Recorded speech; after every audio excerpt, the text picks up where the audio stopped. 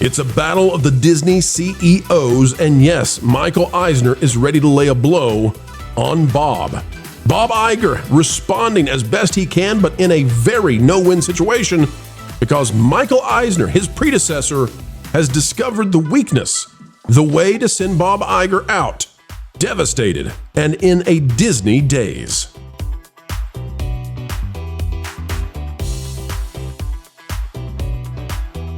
Hello, ladies and gentlemen. What if we told you that this whole Jimmy Kimmel thing has given Michael Eisner the opportunity for comeuppance against Bob Iger, who replaced him so many decades ago in a way that Michael Eisner has felt abused ever since. Ladies and gentlemen, we're going to dive in. We're going to give you something that nobody else is talking about. Michael Eisner laid a haymaker on Bob Iger, and there may not be a recovery. Hit the like button. Let's go into this. Drop a comment down below and let us know who's your favorite Disney CEO. And no, you can't say Walt. That's cheating. It's too obvious. Did Michael Eisner finally get revenge against Bob Iger? The battle, the clash of the CEOs of the House of Mouse, folks. We've got a story for you, and I can't wait to bring it to you. Let's get started right now out of the New York Post. From Ariel Zilver, thin-skinned Disney CEO Bob Iger relented on Jimmy Kimmel after criticism from Michael Eisner, whom he loathes, insiders say. Get ready, because this is a terrific story. Can I put a theory out there, ladies and gentlemen? Just imagine for a moment that Michael Eisner only did this to get his revenge against Bob Iger, because culture, just give us a lesson real quick before I read the article. Culture, how is it that Michael Eisner left the Disney company and Bob Iger came into being the CEO? How did that happen? I think there were a lot of misconnects or, disconnects when it came to the end of Michael Eisner's, reign. And I think that drove the board of directors to replace him. There was one in particular that was a little upset with the direction of the company, and he was kind of influential at the time. And I really wish Vash was here right now to kind of break that down. But hey, Culture, is it fair to say that Eisner had a bad time, that it was an unpleasant transition of power? Yeah. But in a lot of ways, people at the time, especially Parks people, were kind of incensed. They were very angry with the way California Adventure came into being, and with the lack of suitable Disney level attractions, kind of like what's happening under Iger's leadership right now.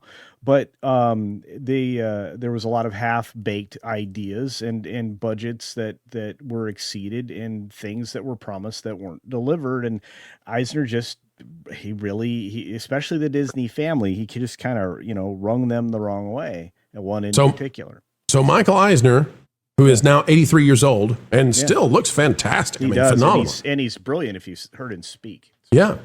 Michael Eisner may have been waiting a long time, folks, to get Bob Iger.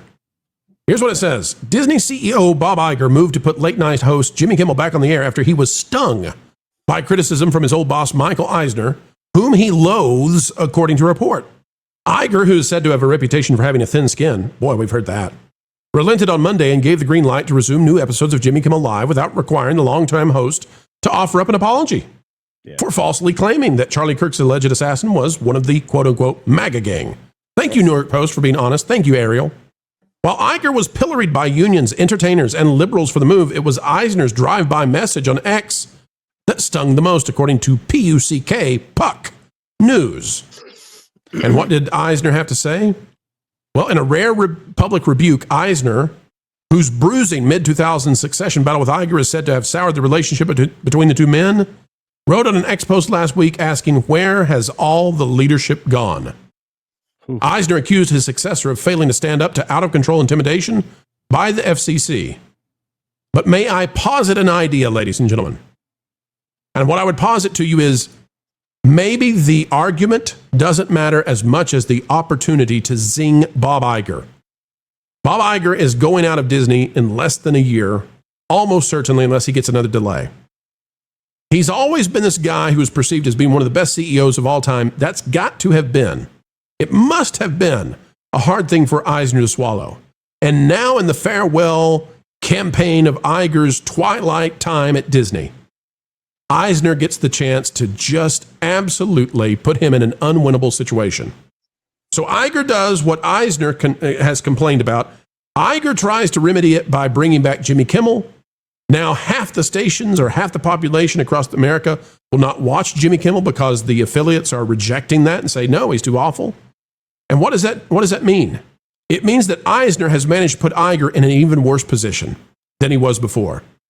So I go to you first, Marvin. Well, no, actually, Paul, either one of you, whoever wants to take it first, just your thoughts on whether or not this was an opportune moment for Eisner to finally get his comeuppance over Bob Iger, a man who was untouchable for so long, but now stands at the precipice of being viewed very badly by those whose opinions he cares about the most.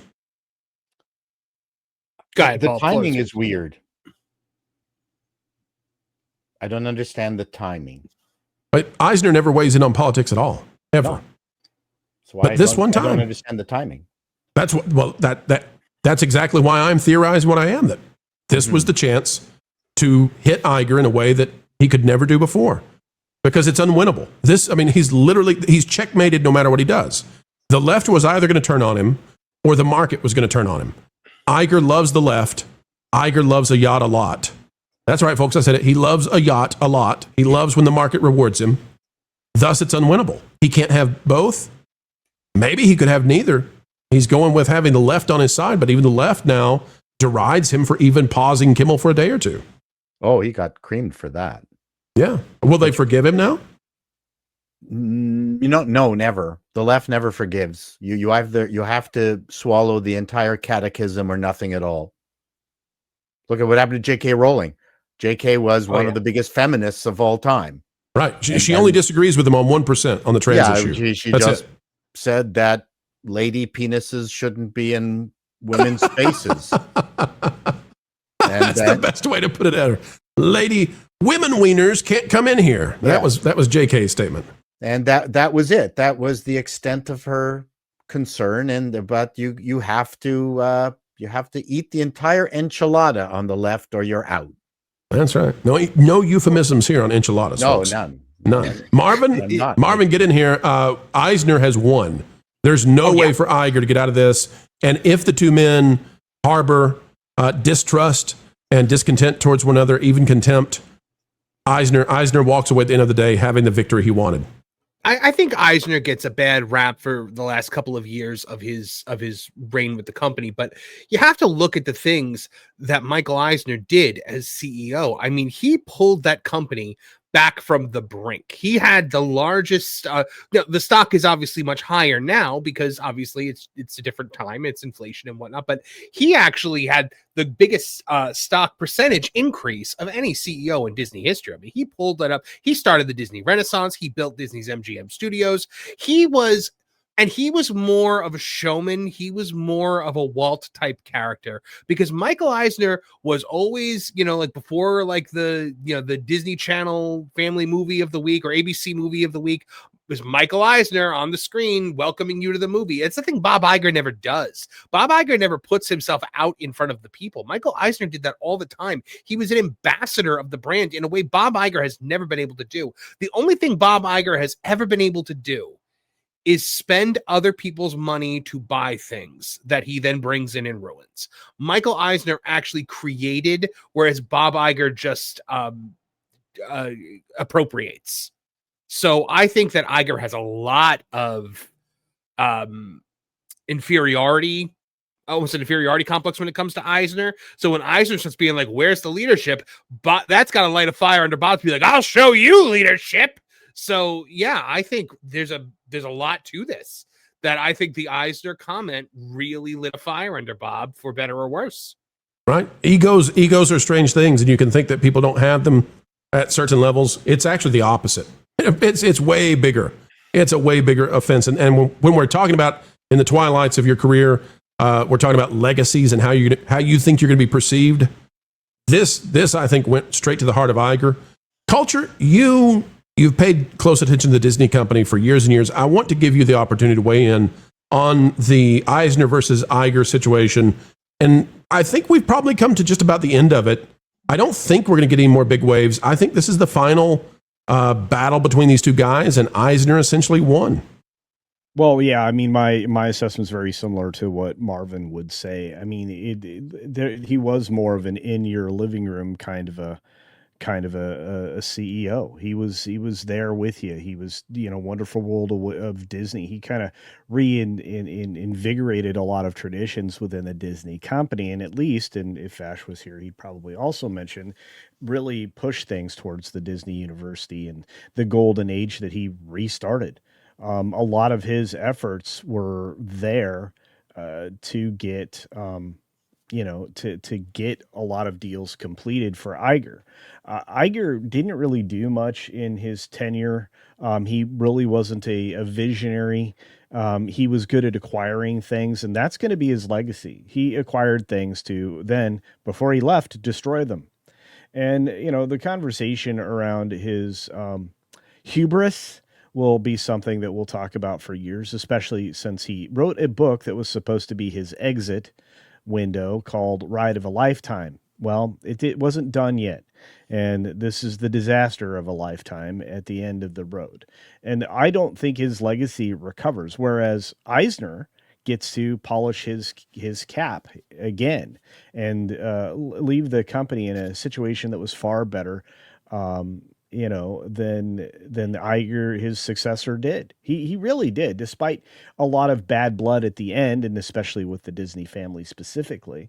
That was all in an effort not to diminish the Disney name and to cheapen the theme park adventure in California. That was the largest of any of the issues that were there at the time.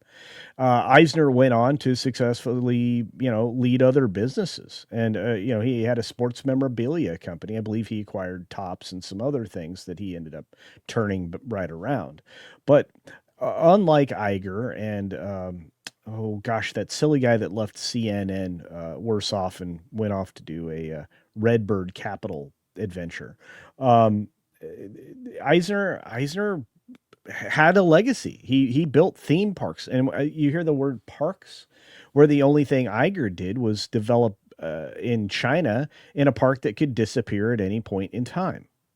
And what a terrible investment to, dump $4 billion plus into, not to mention the large amount of graft that's still unaccounted for.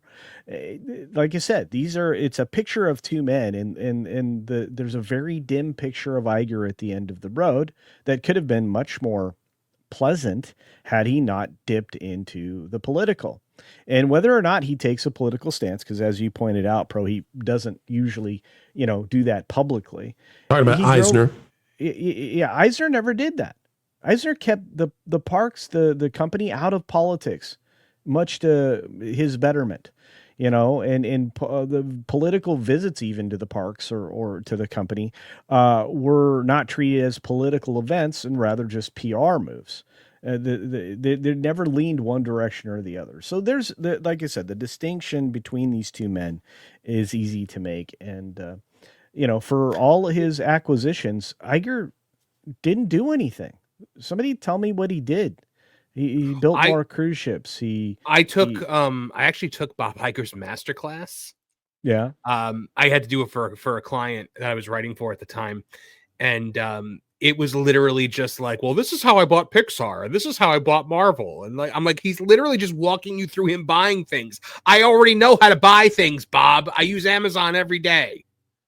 I'll tell you this. When it comes to Eisner and Iger, if Iger had not returned, if they had not sabotaged Chapek, if Iger could have just walked away, he would be viewed to this day as one of the greatest CEOs of the last 100 years. But he had to come back.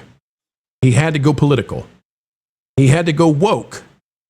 And it broke Bob. And put another one in the can, folks. A video of excellence has been birthed into existence, and you were there to witness it. Thank you for participating. We hope you had a good time. Folks, it's a great time anytime we get to share time with you, and we mean it. The only thing additional we ask, on the way out the door, consider clicking the like button. Share, subscribe, click it and stick it to those pesky algorithms. It is the notification bell. Drop a comment down below. And oh, by the way, if you would be so kind, perhaps share this out on your favorite social media platforms. Folks, we've got all kinds of content coming your way. If you are interested in going even beyond all of that, well, there's a Pro Store, and you can always find those items directly below the video you're watching. The Pro Store, it's a cool place to check out for items that, well, definitely Disney and the rest are not going to sell you, but we're happy to do so. Until the next time, keep learning, keep growing, and as always, keep having fun.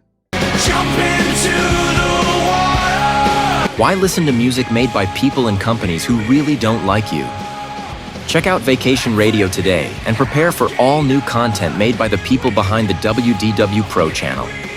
It's the place you need for all the music. That should be fun. Want it all, so I give them cannonball. Yeah! Hundreds of songs, every genre you can imagine. Listen live on YouTube and enjoy a set list that's always sunny. It's Vacation Radio. Arizona.